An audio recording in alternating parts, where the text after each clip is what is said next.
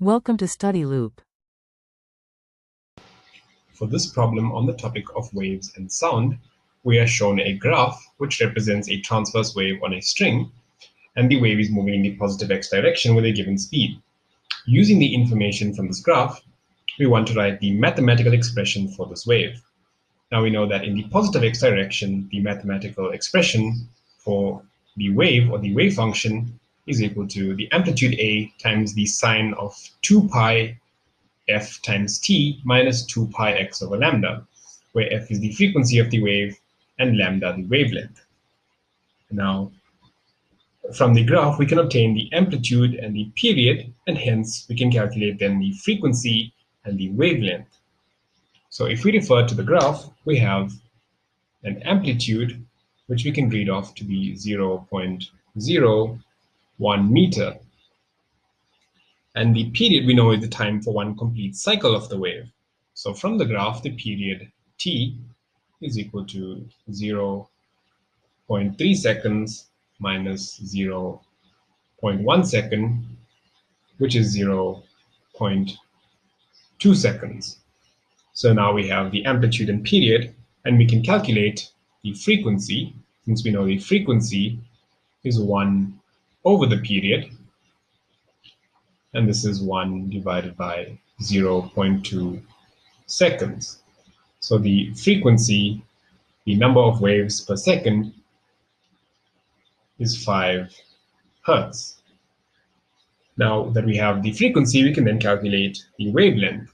So we know the speed of the wave v is equal to the frequency times the wavelength, which means that the wavelength lambda is equal to the speed of the wave divided by its frequency.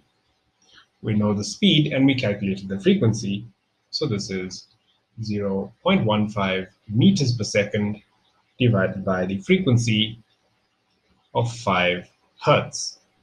So this gives us the wavelength of the wave lambda to be 0.03 meters.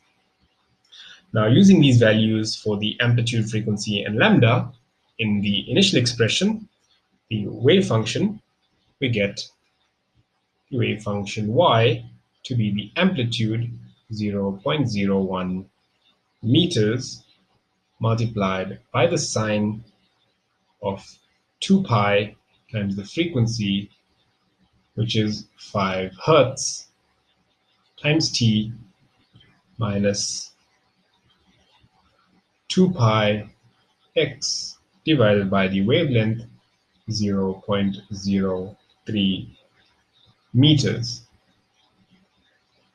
And so we can simplify this and write this as the amplitude remains as 0.01 meters times the sine of 31 times t minus 210 times x. Now in this answer, the number 31 has units of radians per second, and the number 210 has units of radians per meter.